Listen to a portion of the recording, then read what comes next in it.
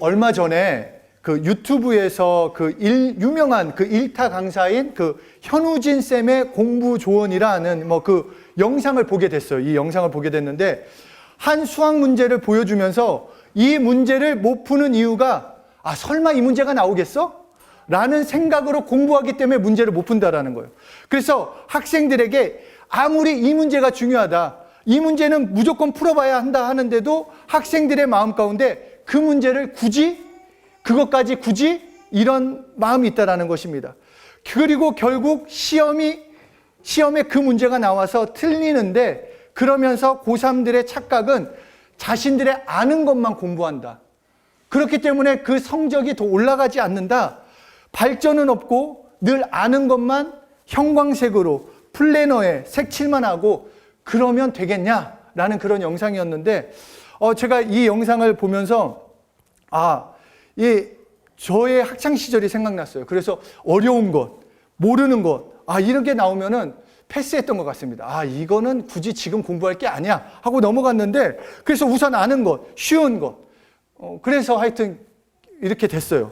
하여튼 그런데 말씀을 대하는 태도에도 이런 모습이 있다라는 것입니다. 우리가 하나님의 말씀을 대할 때 할 수 있는 말씀, 원하는 말씀, 그래서 아멘이 언제 크게 많이 나오겠습니까? 잘 생각해 보면 그 아멘이 크게 나오는 게 있어요. 그리고 목사들은 알아요. 이거를 하면 아멘이 크게 나온다. 뭔가 반응을 유도할 때 이 말씀 구절을 해야겠다라는 게 있는데, 그게 아니라 이 부담되는 말씀, 어려운 말씀, 마음이 힘들게 하는 말씀은 순종은 해야겠지만 잠시 미뤄두는, 그래서 미뤄뒀기 때문에 어떤 환경, 어떠한 일들, 그 일에 부딪혔을 때 여전히 그 상황을 넘어서지 못한다라는 것입니다. 여러분은 어떠십니까? 이 말씀은 내가 지킬만 하고, 이 말씀은 아직까지, 그러나 오히려 말씀을 읽다가 부담되는 말씀, 그냥 넘어가고 싶은 말씀이 있다면 오히려 그 말씀을 나의 것으로, 나의 말씀으로 받아야 한다는 것입니다. 오히려 부담되는 말씀이 나를 성장시키려는, 변화시키려는 하나님의 말씀으로 살아갈 때 우리는 성장이 되는 것입니다. 얼마 전에 한 목사님의 말씀을 듣는데 그 목사님의 말씀이 굉장히 감동이 됐어요. 오늘날 교회가 힘을 잃고 세상의 조롱의 대상이 된 이유는 바른 말이 아니라 세상이 듣기 좋은 소리를 하기 때문이다. 교회의 힘은 세상과 구별되는 것이 구별된 거룩에서 나오는 것이기에 듣기 좋은 말이 아니라 들어야 할 하나님의 참된 말씀으로 살아야 한다. 그러면서 성경의 90% 이상이 우리를 불편하게 하는 말씀이라는 것입니다. 너무 불편하게 만드는 말씀. 그러면서 히브리서 4장 12절에 하나님의 말씀은 살아있고 활력이 있어 좌우의 날선 어떤 검보다도 예리하여 혼과 영과 및 관절과 골수를 찔러 쪼개기까지 한다. 하나님의 말씀은 우리를 힘들게 할 수밖에 없어요. 살아있는 말씀이고 우리를 쪼갠대요. 우리의 생각도 쪼개고 우리의 마음도 쪼개서 너가 어떤 생각을 하고 있는지, 어떤 행동을 하고 있든지, 어떤 마음을 하고 있는지, 그래서 그 말씀으로 살아가게 하기 위한다는 것입니다. 왜냐? 우리를 사랑하기 때문에. 우리를 괴롭히기 위해서 이 말씀을 어려운 말씀을 줘서 나의 마음을 힘들게 하기 위해서가 아니라 나를 사랑하시는데, 왜냐하면 우리는 죄성을 가진 자들이기 때문에 우리가 정말로 그렇게 살지 않으면, 말씀을 통해 우리를 쪼개지 않으면 그냥 살다가 의인인 줄 착각하고, 난 말씀대로 잘 살고 있어, 난 말씀을 잘 알아, 나는 신앙생활하고 있어, 교회 잘 나가고 있어 하면서 나도 모르게 무너질 수 있다는 것입니다. 그래서 하나님의 말씀으로 우리를 찔러 쪼개서 부담을 주신다는 것입니다. 말씀을 통해서 계속 부담을 주세요. 왜 이 말씀을 주실까? 왜 이 말씀을 나에게 하실까? 부담을 주셔서 하나님 앞에 엎드릴 수 있도록, 나는 어찌할꼬, 나는 어떻게 살아야 할꼬, 나는 어떻게 해야 합니까? 하는 마음으로 하나님 앞에 나아갈 수 있도록 그 말씀대로 살도록 하시는 하나님의 사랑이라는 것입니다. 그렇기 때문에 말씀을 읽다가 나의 마음을 불편하게 하고, 또한 그렇게 살지 못하는 자신에게 죄책감이 생기거나 아니면 그냥 모른 척 넘기고 싶을 때 오히려 그 말씀을 붙들어야 합니다. 나에게 주시는 말씀, 회개하고 방향을 바꿔야 한다는 것입니다. 왜냐하면 고린도 3장 9절에서 우리를 하나님께서 이렇게 말씀하십니다. 하나님의 밭이다. 너희는 하나님의 밭이다. 여러분, 농부가 밭에 씨앗을 심을 때는 그 씨앗에 맞는 열매를 맺기 위해서요.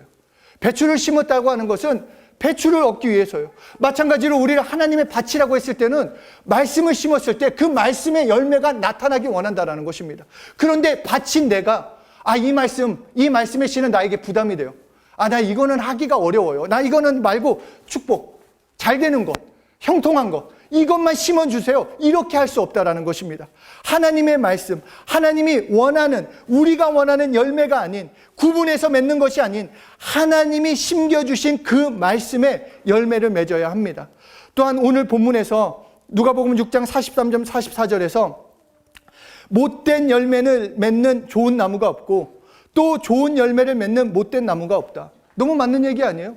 좋은 나무에서 좋은 열매가 맺혀지고 나쁜 나무에서 나쁜 열매가 맺혀져요. 좋은 열매인데 내가 나쁜 열매를 맺는다. 이거는 이럴 수 없다라는 것입니다. 그래서 44절에 나무는 각각 그 열매로 아나니 가시나무에서 무화과를 또는 찔레에서 포도를 따지 못하느니라. 나무는 그 열매로 알 수 있다라는 것입니다. 그런데 요한복음 15장 5절에서 예수님께서 이렇게 말씀하셨습니다. 예수님께서 나는 포도나무요 너희는 가지다. 그러니까 예수나무에 속한 나는 예수나무의 열매를 맺혀야 돼요. 이거는 어쩔 수 없어요. 이거를 우리가 그러니까 우리는 좋은 열매를 맺어야 하는데 이 열매가 무엇이냐? 이 열매가 무엇이냐? 참 어려운 열매를 오늘 말씀해 주십니다. 요한복음 13장 34절에 새 계명을 너희에게 주노니 서로 사랑하라. 내가 너희를 사랑한 것 같이 너희도 서로 사랑하라. 바로 이웃을 사랑하라는 것입니다. 너무 잘 알고 있는 말씀이에요. 그렇죠? 이 말씀 모르는 사람 한 명도 없을 거예요. 모든 크리스찬이라면, 예수 믿지 않는 사람이라도 아는 말씀이에요. 내가 너희를 사랑한 것 같이, 다시 말해 내가 예수님의 사랑을 받았기 때문에, 내가 예수님의 십자가의 사랑으로 살게 되었기 때문에 너희도 사랑해라. 너희도 서로 사랑해라. 그래서 예수 나무의 가지로 사랑의 열매를 맺으라는 것입니다. 그리고 이것이 우리에게 주신 새 계명이에요. 그러니까 예수님께서 주신 새 계명, 예수님이 우리에게 주신 계명은 다른 계명이 아니에요. 계명은 지켜야 돼요. 명령이라는 거예요. 그런데 너희에게 새로운 계명을 준다. 내가 가면서 너희에게 주는 계명을 지켜야 하는데 그 계명이 뭐냐? 서로 사랑해라. 사랑해야 한다라는 거예요. 그러면서 요한일서 4장 7절 8절에 사랑하는 자들아 우리가 서로 사랑하자. 사랑은 하나님께 속한 것이니 사랑하는 자마다 하나님으로부터 나서 하나님을 알고 사랑하지 아니하는 자는 하나님을 알지 못하나니 이는 하나님은 사랑이십니다. 그러니까 사랑을 해야 돼요. 서로를 사랑할 때, 이웃을 사랑할 때 하나님을 알게 돼요. 왜냐? 사랑은 하나님께 속했기 때문입니다. 그리고 그 사랑을 통해서 하나님을 알 수 있고 하나님을 알게 된다는 것입니다.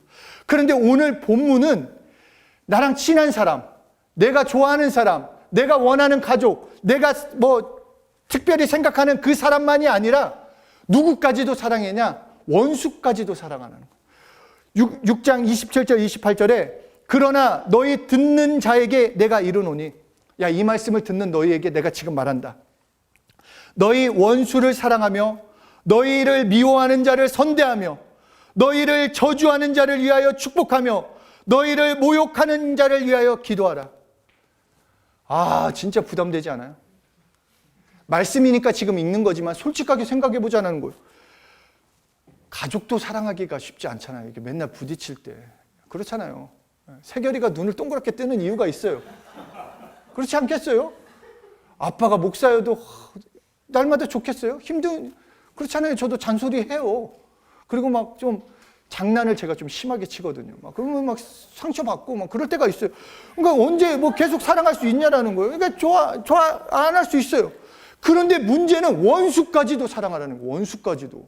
나를 모욕하는 자, 그 위하여 기도하고 나를 저주하는 자를 위하여 축복해주고 너희를 미워하는 자를 선대해주래요.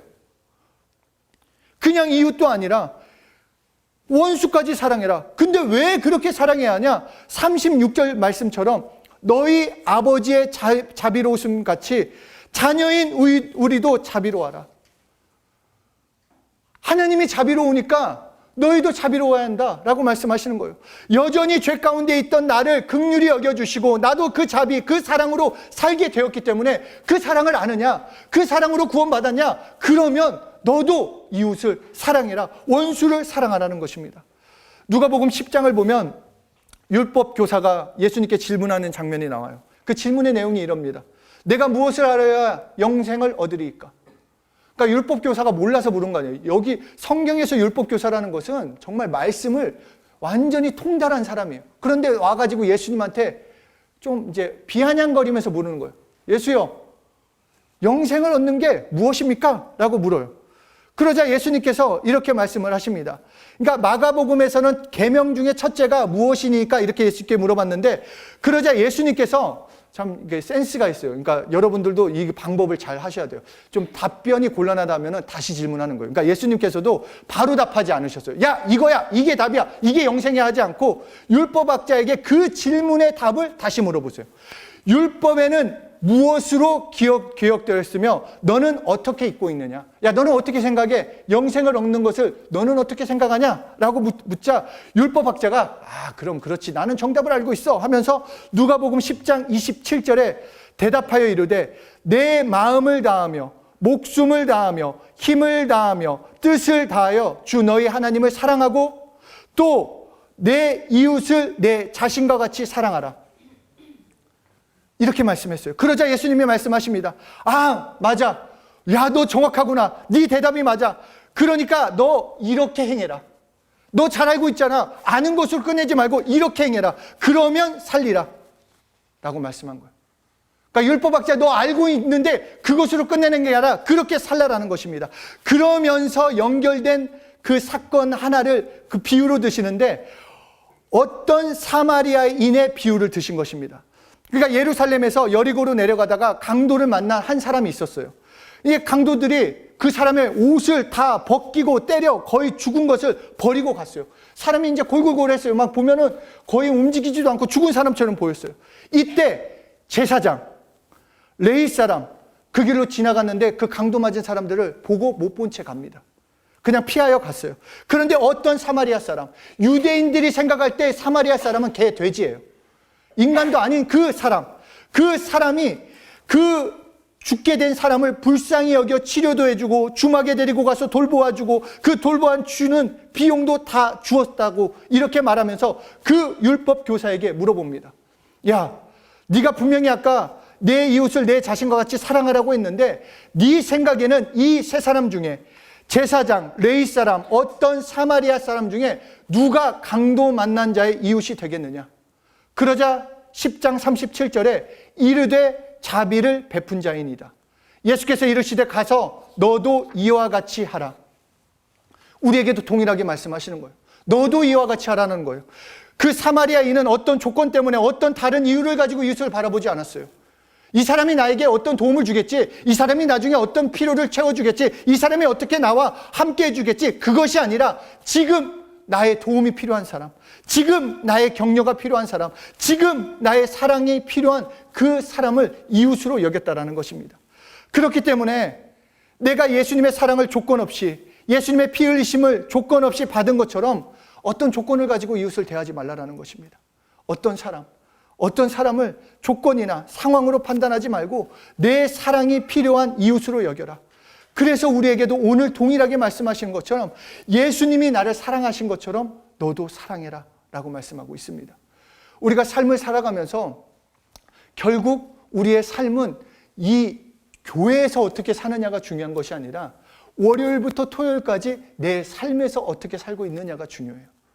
진짜 신앙생활이라는 것은 신앙과 생활이 구분되어 있는 것이 아니라 진짜 신앙과 생활이 연결되어서 그렇게 살아야 합니다. 말씀대로. 그러면 오늘 말씀처럼 정말로 나에게 우리 교회 안에서는 뭐 그냥 넘어갈 수 있겠죠. 그리고 일주일에 한 번 보는데. 근데 계속 부딪히는 사람. 학교에서건 직장에서건 그리고 정말 마음에 맞는 사람이 다 어디 있겠습니까? 정말 너무 나를 힘들게 하는 사람, 막 저한테 막 기도해달라고 부탁하는 친구들이 있는데, 왜 이렇게 나의 상사가 나를 이렇게 쪼는지 모르겠다. 미쳐버릴 것 같다. 어떻게, 저주할 수도 없고, 이거를 어떻게 하냐. 그렇잖아요. 근데 진짜 너무 힘들게 하면 어떻게 이게 도움이 되겠습니까? 어떻게 해야 합니까? 그럼에도 하라는 거예요. 그럼에도 사랑하라고 하나님이 말씀하고 계십니다. 그렇기 때문에 첫째로 마음을 준비해야 돼요. 무슨 말이냐면 내가 이웃을 사랑하기로 마음으로 먼저 결정을 해야 합니다. 그냥이 아니라 진짜 결정해야 돼요. 내가 누구를 만나든 사랑해야지. 예수님의 사랑 때문에 사랑해야지. 설사 원수라 할지라도 사랑하는 마음을 달라고 기도해 놓아야 한다는 것입니다. 그렇지 않으면 사랑하는 말씀이 또 교훈이에요. 세상에서도 마찬가지잖아요. 세상에서도 그냥 이웃을 사랑하고 이웃을 아끼고 이웃을 하는 거 세상의 교훈이라 마찬가지예요. 그런데 그 교훈으로 끝내지 않고 진짜로 어떻게 살 수 있는가? 내 마음으로 먼저 결정해야 돼요. 내가 진짜 이웃을 사랑하겠다고 내 마음으로 결정하고 기도해야 한다는 것입니다. 신명기 30장 14절에 오직 그 말씀이 내게 매우 가까워서 내 입에 있으며 내 마음에 있은즉 내가 이를 행할 수 있다. 네 마음에 있으면 할 수 있다라는 거예요. 여러분, 할 수 없다라고 생각하면 할 수 없지만 할 수 있다라고 내 마음으로 결정하고 기도하면 할 수 있습니다. 왜냐하면 하나님의 말씀이 나를 이끌고 가기 때문에, 하나님의 말씀이 나를 변화시키기 때문에 할 수 있어요. 내가 판단하고 내가 먼저 결정 내리는 것이 아니라 그 말씀을 내 마음에 먼저 결정하라는 것입니다. 그러기에 하나님께서 우리들에게 오늘날 내가 내게 명하는 이 말씀을 너는 마음에 새겨라. 신명기 6장 6절에서 말씀하고 있습니다. 하나님의 말씀을 먼저 마음에 새겨라. 마음에서부터 포기하고 치면 안 된다라는 것입니다. 할 수 없어. 어려운 말씀이야. 나를 힘들게 하는 놈인데? 나를 짜증나게 하는데? 신경질 나게 하는데? 내가 억울한데? 그 변명이 아니라 너가 하라는 거예요. 네 마음 가운데 먼저 결정하고 새 계명은 이웃을 사랑하는 것이라면 그것을 품고 나아가라는 것입니다. 그렇기에 먼저 내가 받은 사랑, 나 대신 죄의 옷을 입고 죽으신 예수님의 사랑을 정말로 감사한다고 생각한다면, 정말로 예수님을 사랑한다고 생각한다면, 예수 믿는 자라고 생각한다면 마음으로 먼저 결정하라는 것입니다. 내가 정말 이웃을 사랑하리라. 내가 정말 이웃, 원수라도 나를 힘들게 하는 사람이라 할지라도 사랑해야 돼요. 마음으로부터 포기하는 것이 아니라 내가 사랑하는 예수님이 말씀하시는 것이기 때문에 내가 마음으로 먼저 결정하라는 것입니다. 그리고 둘째는 그 사랑을 행하라고 말씀하고 있습니다. 알지만 하지 않는다라고 한다면 아는 것이 아닙니다. 내가 정말 이웃을 사랑해야지, 이웃을 아껴야지 하는데 돌아서서 그놈 얼굴이 떠오르는데 짜증이 확 올라와. 안 돼. 내가 그 새끼까지는 안 돼. 할 수 없어. 이렇게 할 수 없다라는 거예요. 할 수 없어요. 해야 돼요. 사랑해야 돼요. 그래서 말만이 아니라 삶으로 사랑을 보여줘야 하는데, 이 누가복음 6장 37절 38절에 사랑을 행하는 거에 대해서 이렇게 말을 합니다. 비판하지 말라. 그리하면 너희가 비판을 받지 않을 것이요. 정죄하지 말라. 그리하면 너희가 정죄를 받지 않을 것이요. 용서하라. 그리하면 너희가 용서를 받을 것이요. 주라. 그리하면 너희에게 줄 것이니 곧 후이되어 누르고 흔들어 넘치도록 하여 너희에게 안겨주리라. 너희가 그 헤아리는 그 헤아림으로 너희도 헤아림을 도로 받을 것이니라. 이 사랑을 어떻게 표현하느냐? 이웃을 비판하지 말라는 것입니다. 정죄하지 말라는 것이고 용서하고 도움을 주라는 것입니다. 이웃을 내가 판단하고 내가 심판자처럼 정죄하지 말라는 것입니다. 왜 그러지? 왜 저렇게 말하지? 왜 저렇게 행동하지? 이해가 안 되네? 정말 상식에서 완전히 벗어났네? 왜 그러지? 그 사람이 문제야? 그 사람은 저걸 고쳐야 돼? 왜 그럴까? 그럴 수 없다라는 것입니다. 오히려 내가 온전하지 못하고 연약한 것처럼 그 이웃을 인정해라는 것입니다. 부족하구나. 연약하구나. 그러면 38절 후반절 말씀처럼 너희가 헤아리는 그 헤아림으로 너희도 헤아림을 도로 받는다. 잘 이 말씀을 생각해 보세요. 내가 이웃을 정죄하지 않고 판단하지 않고 사랑하고 용서하면 나는 이웃을 향해서 한 건데 하나님께서 나를 그렇게 해주시겠다는 거예요. 나는 이웃에게 행했는데 그 갚아주는 거는 하나님이 해주시겠다는 거예요.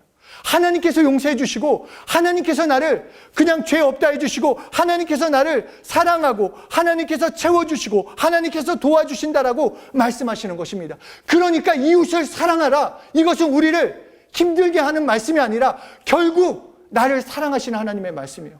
내가 너를 도와주려고 하는데, 내가 너를 사랑하려고 하는데, 내가 너와 함께 하려고 하는데, 그러기 위해서 너 이웃에게 행해라.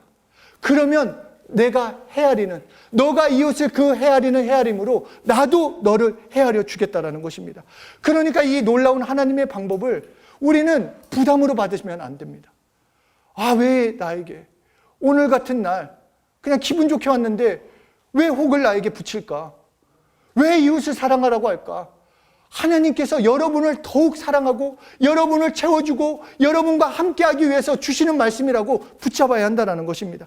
그래서 요한일서 3장 23절에 그의 계명은 이것이니 곧 그 아들 예수 그리스도의 이름을 믿고 그가 우리에게 주신 계명대로 서로 사랑할 것이니라. 여기서 서로 사랑할 것이라는 것은 이 문법으로 현재형으로 말씀하고 있어요. 계속 사랑해라. 한 번만 하지 말고 계속 사랑해라. 계속 사랑해야 한다. 남이 어떻든 이웃이 뭐라고 하건 너는 계속 사랑해라. 사랑하고 또 사랑하고 그것이 변함없이 지속되어야 함을 말하고 있습니다.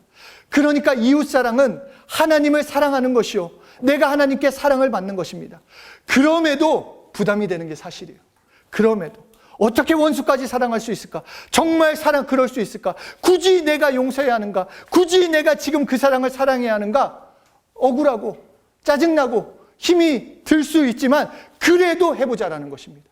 그래도 만약에 사랑하다가 미움이 올라오면 또 회개하면 되고, 사랑은 해보자라는 것입니다.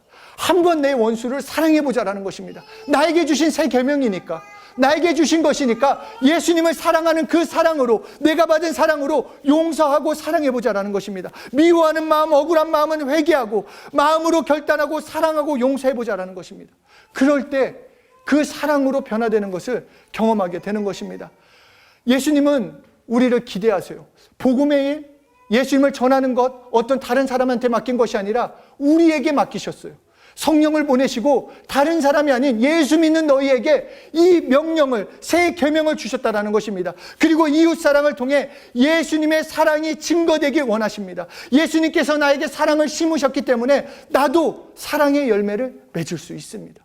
마음을 다했고 마음을 갖고 나아가면 할 수 있다는 것입니다. 크리스찬이라는 것은 다른 문화를 가졌다라는 거예요. 그래서 산상수훈을 통해 예수님이 너의 다른 문화를 가진 제자들에게 이렇게 말씀하십니다. 야, 얘들아, 악한 자를 대적하지 말아라. 누구든지 내 오른뼘을 치면 왼편도 돌려대며, 속옷을 달라고 하는 자에게 겉옷도 주며, 억지로 오리를 가게 하게 하거든 심리를 동행하고, 여기서도 내 이웃을 사랑하고 너희 원수를 사랑하며 너희 박해하는 자를 위하여 기도하라라고 말씀하고 계세요. 그래서 신약을 보면은 예수님께서는 다른 명령을 하시지 않았습니다. 내가 새 계명을 준다. 사랑해라. 내가 너희를 사랑한 것 같이 사랑해라. 그것이 내가 너희에게 주는 새 계명이다. 명령이다 라고 말씀하고 있습니다. 이것은 바보가 되라는 거 아니에요. 막 뺨 맞았다고 이쪽도 되고 헤헤헤, 이게 아니라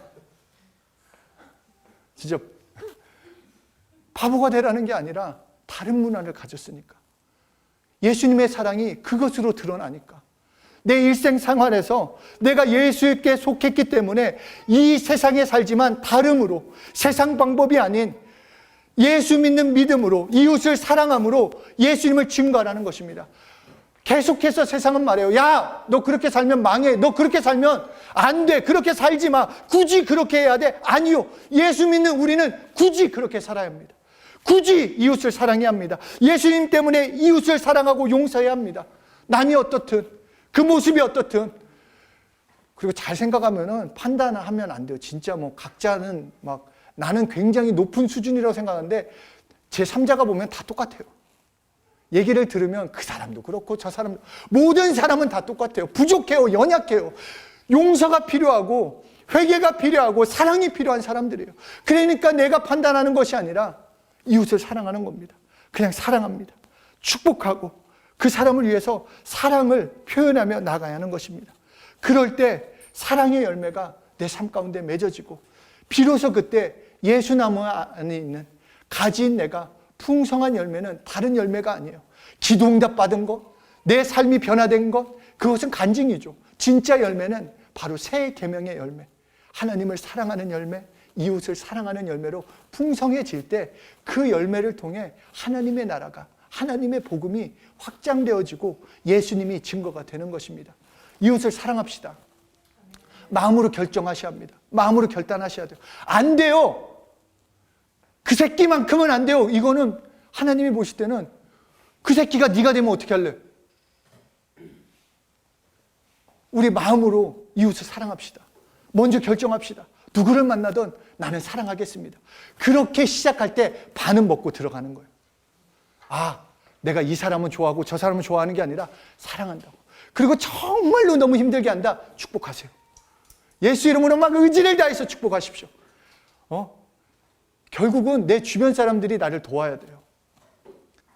내 환경이 변화되지 않아요. 내 환경은 하나님께서 나에게 주신 이 상황을 내가 벗어날 수 없습니다.